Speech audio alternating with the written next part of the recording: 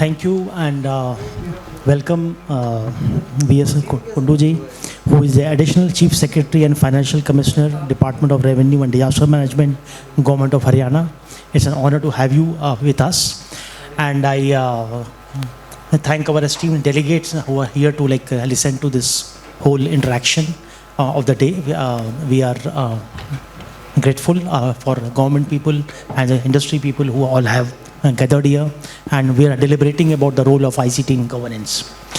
And my interaction with V.S. Kundu has been in, first I heard him and met him, it was at our event E-India, which we were holding in Taj Palace, Delhi. That was year 2008, and he was the ID secretary of Government of Haryana. And I was amazed by his vision when I heard him in 2008, and he was talking about how IT help in governance. And we have a long journey after that. That was 2008, and now it is 2022. Almost we are ending it, and we are going into 2023. So just to ask you, starting with, if you look back last 15-20 years, how has the role of IT evolved in governance? You have seen the whole journey, at those times when you were the IT secretary, IT was just beginning to happen in the government sector. And today IT is all over the place. Every hand has a mobile now, and where there is connectivity. And at that time, there was no internet in most of the government offices, and no one had mobiles, not many hands had mobiles. So how has the whole world changed, and how do you look back and see this evolution of e-governance? Let me expand the time frame a little. Instead of talking about the last 15 years, let me talk from when I got into this service in 1986. When I went to the academy, we had PCs which used to run 5.4-inch floppies with a MS-DOS system. And just before that, I had graduated from the physics department of Punjab University. And we had, in the maths department, we had a computer that occupied, I think, the size of this room. And its computing power was roughly 1/1,000,000th of what my smartphone can do today. So from that time now, from that time to governance now is a completely changed scenario. I was in Gurgaon in the year 1991, and the first land record digitization system had started. It was called NLRDMS, National Land Record Digital Management System. That was the first time when an attempt was made to convert the Jamabandi Khatani system to a digital system. And compared to that, now the entire land record of the state, in fact most states now, is completely available online. You can actually download your Farad copies online. You can get an appointment for a registration online. In fact, all the processes have now shifted to the net.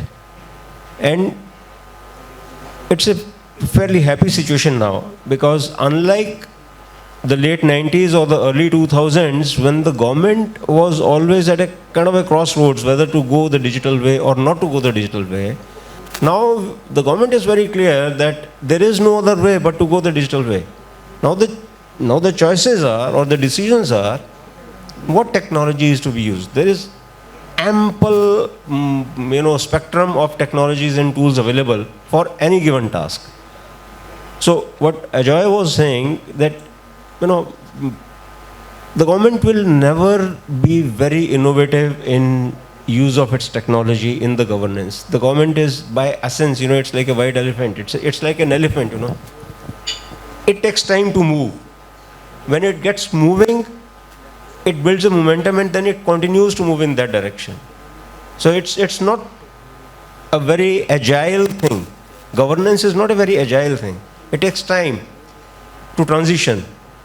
But right now, that transition is fairly stabilized in terms of ecosystem, in the sense that we understand and we have seen in the government how, for example, the passport process changed the citizens' experience with the government. Similarly, how the income tax filing process changed the experience of the citizen with the government. So the government now has a very clear idea that just as for the industry, we want to kind of score high on the ease of doing business, with the stakeholders like citizens, we want to score high on the ease of getting things done from the governance. And so the Right to Services Act, the Right to Information Act, all these are legislations which have paved the way for the government to become much more responsive to the need of the citizen in governance. And now we have come to that stage where we look at technology by default. If there is a problem that has come, we look at technology and see how best it can be tailored or customized to deliver a solution. Amazing. You have talked about that. By default, government is looking at implementation of technology. It is not thinking कि ये करना है या नहीं करना है, तो करना ही, technology तो adopt करनी है. Now, what are the challenges in, still like there are islands of excellence. There are departments which are very, very good at technology, but there are many departments which are technology adoption is medium, and there are many departments where the technology adoption is very low. So how do you see these differences between the islands of excellence and islands of non-excellence, and how to build that, bridge that divide between IT leaders of departments and IT laggards of departments? Well, to a large extent, every department evolves a culture of its own when it interacts with technology and technological solutions. There is a culture that comes in.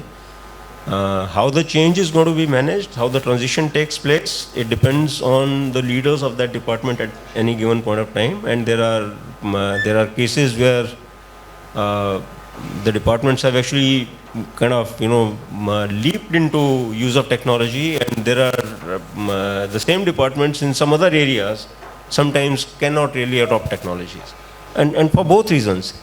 Sometimes what happens is the industry pushes a solution, and by fair or foul means those solutions get adopted, which the solutions are not necessarily the best solutions for adoption of a technology for addressing a particular problem in governance.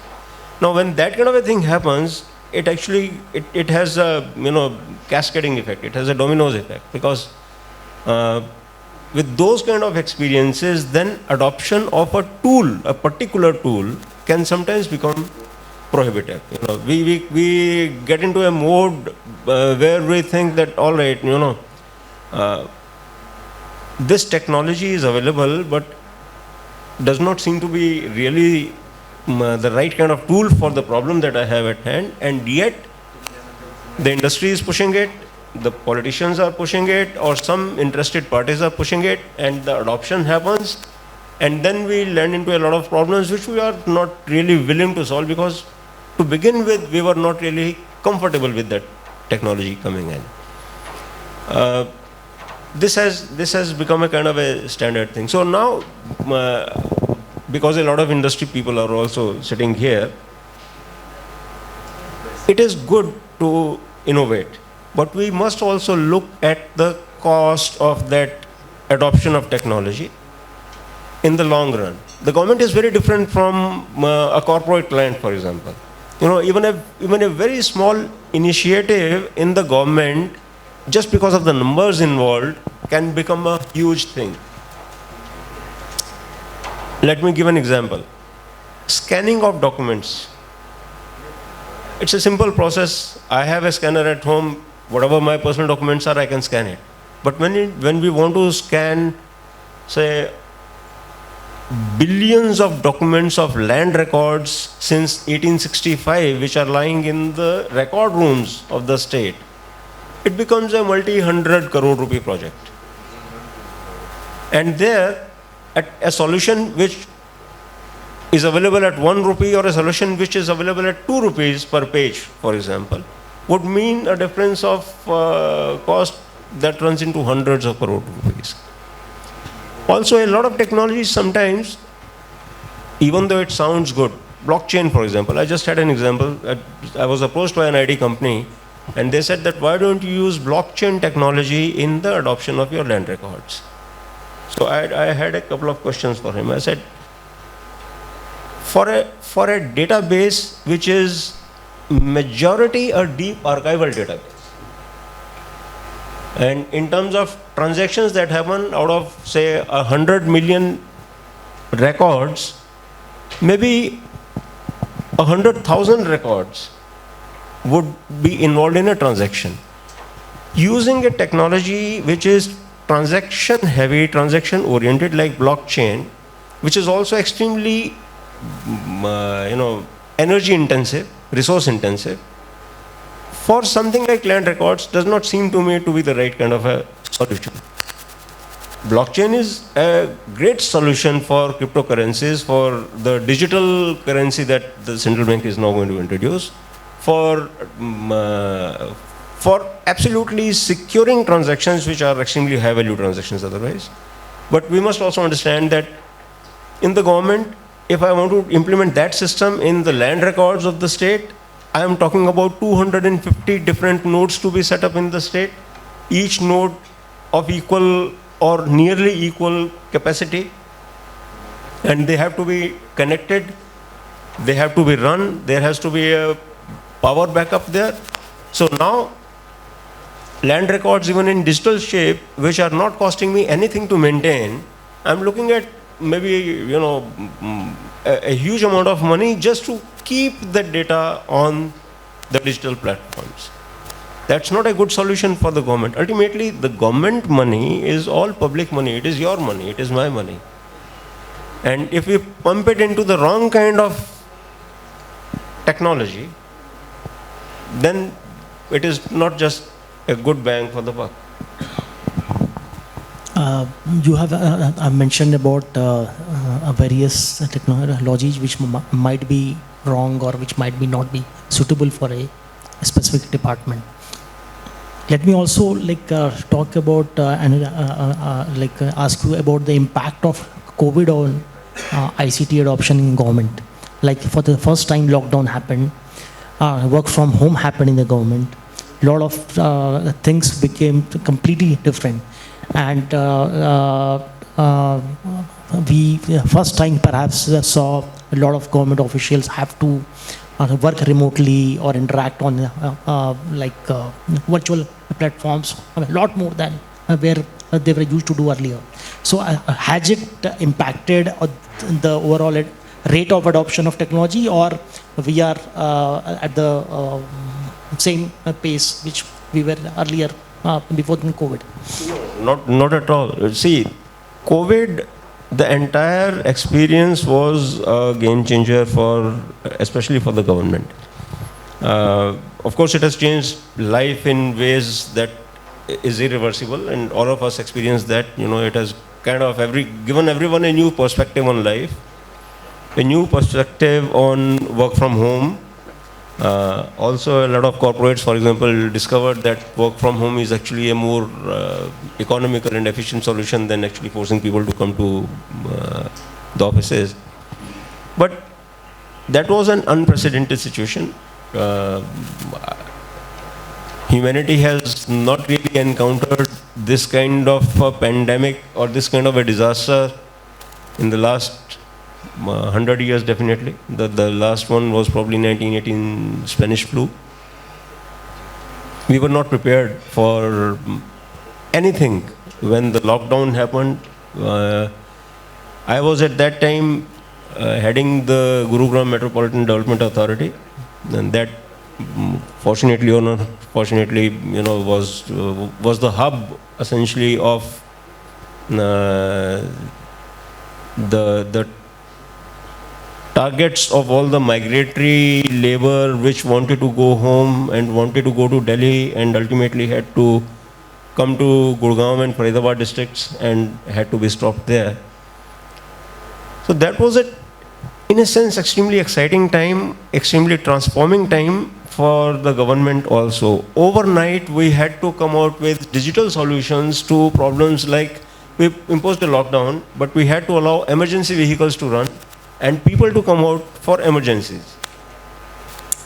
So overnight, applications were developed and were made available to the citizens so they can apply, they can upload their Aadhaar card, they can upload their requirements, and a escalation chain was established to take a decision on permits, for example.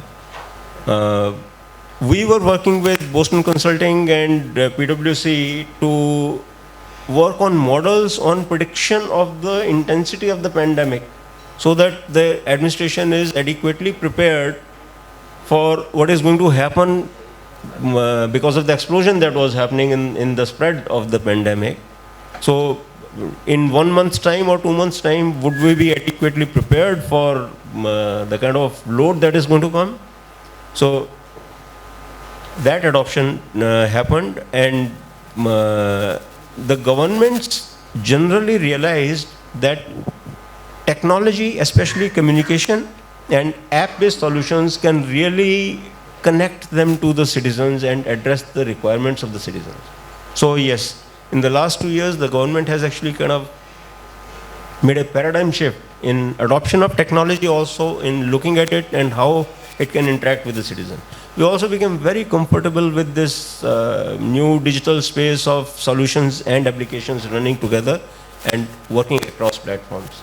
So whenever we look at solutions now, we are quite open to different departments, for example, doing different things, and the ability of technology to make those systems talk to each other. So that is a great advantage now, because earlier, within my department, one database would not be able to interact with another database. And to make that happen, the NIC or the IT department of the state would constantly struggle. But somehow, we have now discovered that also. We have also seen how the startup ecosystem is now shaping up. It gives us pointers in the government. How you can pick a particular problem, design a solution for that, work on a corporate or a body which will scale it out to the entire stakeholders. So that is also a great learning for the government in different departments. Interesting that you mentioned about startups. I was in fact going to ask about it. That earlier entry of startups into the government sector was not easy, and it is still hard that it's not easy because startups and governments are totally like different types of ecosystems. And so how is like overall the government departments willingness to work with the private sector and startups is evolving or has evolved in last decade?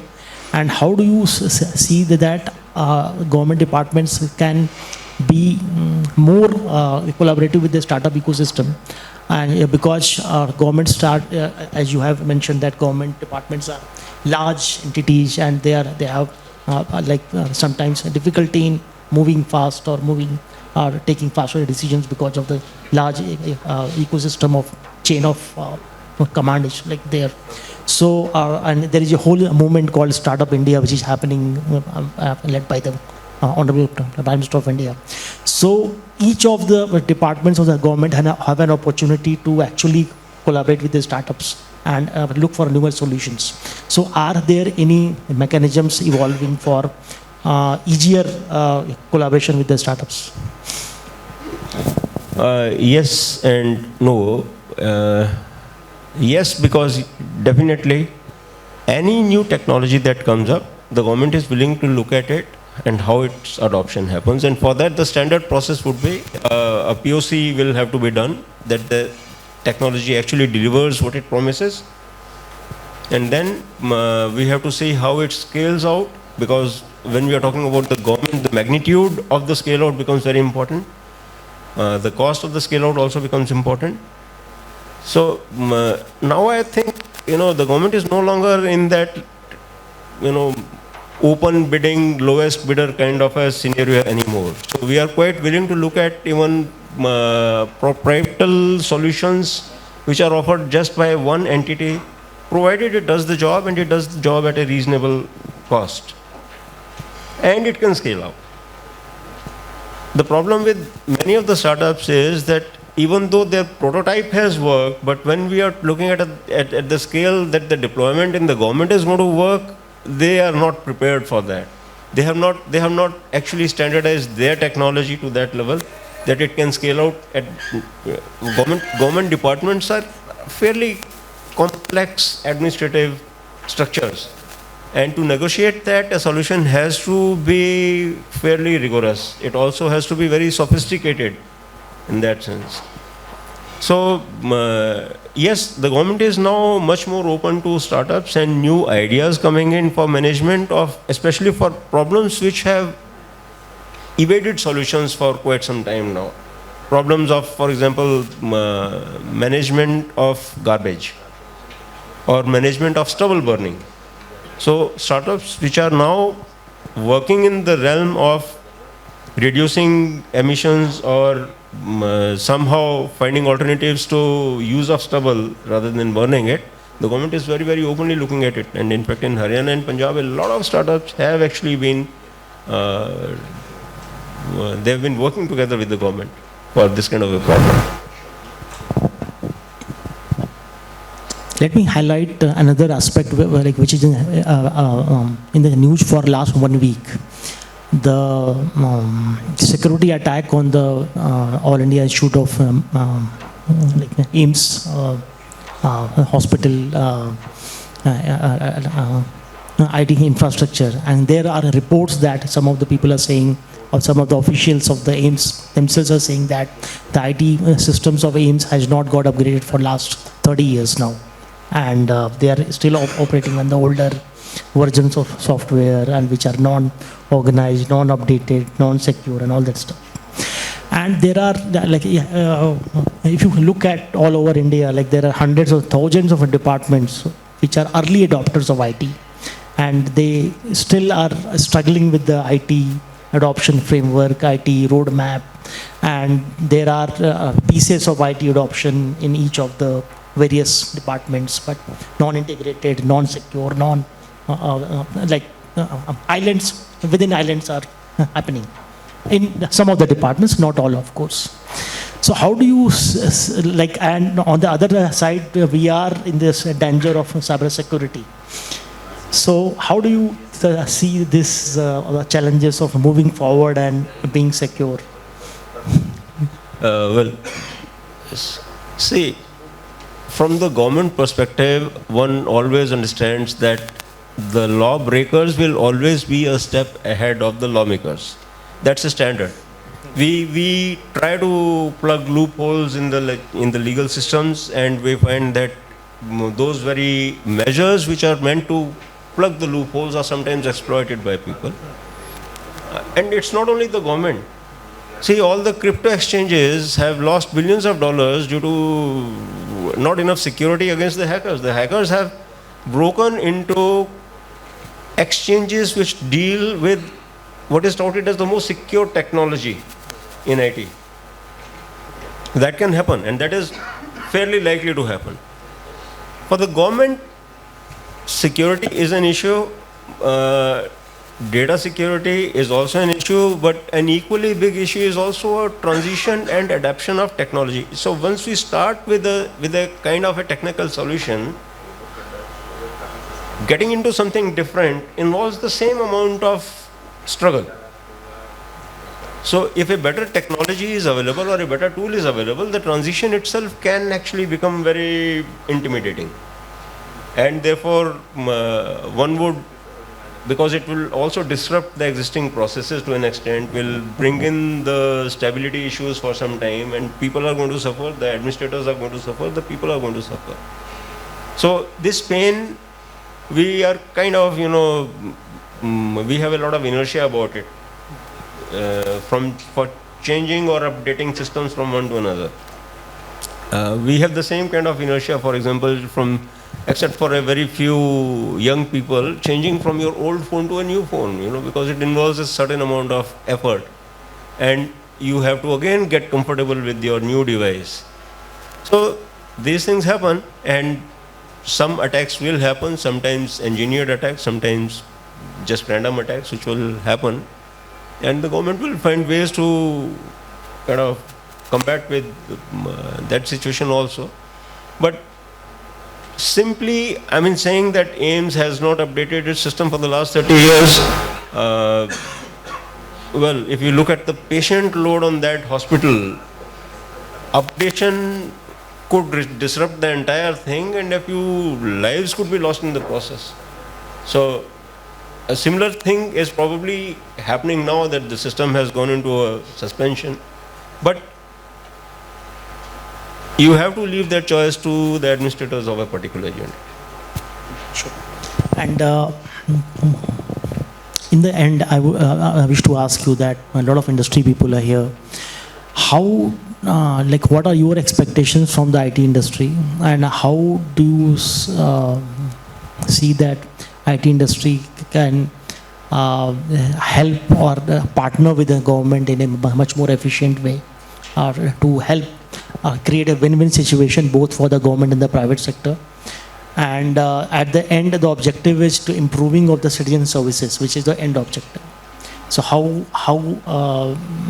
the use see the whole legacy of collaboration between government and private sector evolving in last 20 years, like how it has evolved over the time, and how do you see evolving in the next 5 years? I do remember, Ravi, in 2008 when that E-India seminar was happening in Delhi. I had just joined the IT department at that time. And at that time also I had actually exhorted the industry to look at the government slightly differently from the other clients. And at that time I had said that the industry should not be looking at the government as a customer with deep pockets. Of course, government projects will always be big because the scale is so big, the magnitude is extremely big. So whatever is done for the government will ultimately usually translate into something quite big. But the way forward, and the best way and the most effective way, what I have seen in the last 20, 30 years of collaborations, so when a technology company provides a solution to the government, I would look at it as a collaboration, where the technology provider also has to customize, and they have to be prepared that new complexities will be pointed out when a solution is deployed in a government setup in comparison to when it is done in a small office or even a large corporate, because of the extremely different layers of governance that would be involved in any particular department. So solutions which are standard and which have been deployed everywhere would still need a lot of tweaking, which will need a lot of change requests when it is deployed in a government setup. So it is more of a collaboration. And only stable solutions are going to work.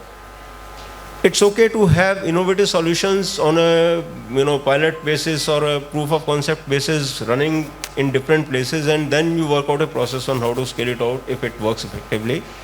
But the best way is to offer a stable solution with this undertaking that the solution, when deployed, all changes that are going to be made will be accommodated.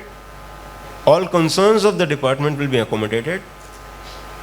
This will help the department also in overcoming the resistance to change which is inherent in the department, and will also help us manage the change better. Also be prepared to give the solutions at a very reasonable price, and look at the scale when we are looking at the revenue return from a particular deployment, instead of standardizing के market में एक solution अगर X price पे जा रहा है तो government को हम X minus a little percentage पे ही जाएगा. It can, if it is offered to the government at say X by 2 or X by 3 also, and yet the deployment itself actually ensures that it becomes a massive project, which is good for the company also and which is good for the government also. Ultimately, public money is spent by the government. The money actually belongs to the people. The third thing which I find sometimes creates a problem is we have to be prepared that deployment and stabilization of systems in the government will actually take much longer than it would in an ideal system. And sometimes at the grassroots level, it will not really happen to the extent that we want. So the solution has to be good enough to facilitate the citizens even when the clerk of the department is not really willing to change his own habits. Those are the solutions that have actually been effective, or the solutions which can completely disrupt existing processes and introduce something completely new. And now the government is quite open to this kind of changes. I'll just share one measure that the revenue department is looking at right now. The typical process of getting your sale deeds registered in the tehsil, it's the same process everywhere in the country. But just as a visa forwarding service basically acts as a buffer between the visa seeker and the government that actually grants the visa, now we are looking at a model where the registration will also be facilitated in the same way. So a faceless interaction that happens between the registrar and the buyer and the seller of the deed, because we have a lot of things now which we did not have earlier. We have Aadhaar based biometric and iris identification available. So the Tahsildar does not have to identify who is the person standing before him. We have means to identify that person to a better level than it used to happen with the nambardars and the advocates and the Tahsildars. So identification is not needed. Presentation of documents is not needed. The documents can be presented online, they can be verified online. If anything is needed from any other department, that can also be acquired online and authenticated online. So actual interaction between the Tahsildar and the party does not have to happen. And this can help us cut down the time. It can help us treat the customers in a better way, and it will also cut down on the corruption that is involved in the process by removing the discussion completely. So this is a very disruptive way of changing the process from the existing process to a new technology delivered and technology driven process. So government is quite open to that kind of a change also now. But for that, the solution that is being offered needs to be stable and it needs to be scalable. Sure. And let me ask, like, any of the audience have any of the questions for our honorable speaker, Kundu ji? Anyone? Yeah. Please identify yourself, give your name, organization, and then you can speak. Hi, morning. I'm Sanjay Verma.